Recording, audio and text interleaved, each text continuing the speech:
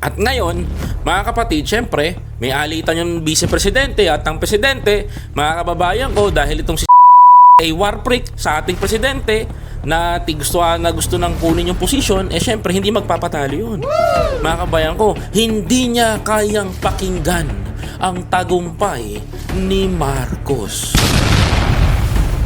Lalo na pag binanggit, mga kababayan, yung mga impra ngayon matatapos na. Yung mga binubutas ngayon na malapit na matapos na subway, mga kababayan.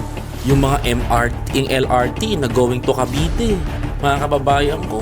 At yung rehabilitation na gagawin ngayon sa EDSA. At napakarami pang proyekto, mga kababayan, na iniiwan ni Pangulong Bongbong Marcos sa kanyang pagbaba sa 2028.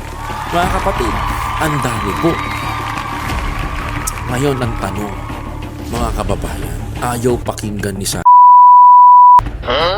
Opo, ayaw niya pakinggan mga kapatid. Dahil isa po sa mga magiging maitatapik doon sa zona yung pagkakakulong po ng dating Pangulo.